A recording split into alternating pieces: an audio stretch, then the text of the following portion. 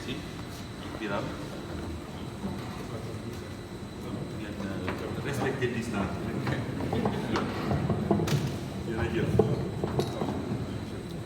jërëjëf monsieur le président du conseil régional cher Alioune, monsieur le directeur général, monsieur le directeur général délégué, mesdames, messieurs les directeurs, sans oublier les vice-présidents de Head Office et cher personnel, maa ngi leen di nuyu lii nag du inauguration visite la ma dellu rekk ci li nga xam ni moo tax lii juddu ba am juróomi at te démarré wul projet bi mi ngi nekk projet bu coûté 15 milliards yi Exim Bank jàppale ñu ci 12 milliards nga jël 4 milliards dugal ko ci sama alalu bopp boobu ba léegi yëgoon ngeen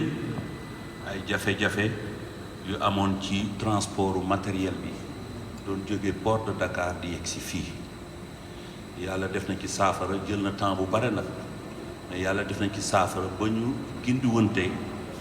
ba régler problème boobu ba aujourd'hui machine yëpp tegu na ci place monté nañ ko comme ni ñu ko war a monté projet bi maa ngi koy def dans le cadre de la diversification dañu juddu doon GFM di dem ci rajo di dem ci topp yëpp pour bañ a lim après ñu nekk ci contexte boo xamee ni que il faut diversifier pour dëgëral emploi pour am indi confiance ci travailleurs yi ndax ci année yi ñu weesu bari na ay yu bees yu ñëw perturber un tout petit peu le travail traditionnel de la presse yàlla di ñu dimbale bu nga xamee ni que Birane am na xalaat bi ñu teg projet bu mel nii ànd ci nag ak ñu bari ñoo xam ne dañu ci jàppale waaye ñu teg projet bi biñ ko tegee yàlla indi jafe-jafe yooyu ma doon wax te teewul ba ñu commencé dañu jël personnel bii ngeen di gis fii yàlla def na juróomi at ñi ngi fii ñi ngi leen di fay te yëfi ubbiwul juróomi at laa wax ñi ngi leen di fay te yëfi ubbiwul moo tax déggu leen ca bruit déggu leen ci dara ma leen di gërëm nag ndax ay professionnel lañu ay nit yoo xam ne dañ leen di wër ci Afrique ak ci Sénégal ñu xarañ lañu nekkoon ci boîte yi nga xam ne ñoo fi nekkoon depuis les indépendances waaye bi ñu gisee investissement bi ça ce sont des machines allemandes Allemagne la jógee bi ñu gisee investissement bi mën nañu wax je suis pas un professionnel de l'imprimerie et du packaging mais je pense que Afrique sowu jant bi amul benn investissement bu toll nii ci wàllu dëgëraay ci machine ci wàllu performance yu mu soxla machines yi nag wax na ko léegi machines yi dañoo bëgg a lekk machines yi dañoo xiif machines yi mën nañuy tourner 24 heures sur 24 mu répondre ak li nga xam ne moo xew ci jamono muy ñëpp di wax waxu emploi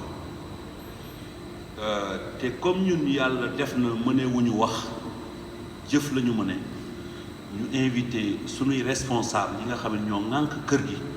pour wan leen ne que d'abord nekkuñu ci yoonu caaxaan yoon wu dëgër la ñu nekk pour dalal xel yi pour wane ne que Futurs Médias dafa am doxalin boo xam ne moom la gëm di ko doxalee ci biir réew mi contexte bi dëgg la bu ma déggee ñuy wax emploi ma ne dama leen da ngeen ma ca fekk man dañ ma caa fekk waaw man dañ ma caa fekk te je connais très bien, je sais très bien que des fois il y a plus de paroles que d'actes. Waaw il y a plus de paroles que d'actes. Man nag damay poser acte. Aussi may gërëm autorité yi même su dee ñun fii ñoo fi njëkk ñoo indi ndox mi ñoo indi courant bi tali yi ñuy defar li mu yàq fii kenn mënu koo xayma léegi dama toogoon président ne ko je suis impacté te c'est la réalité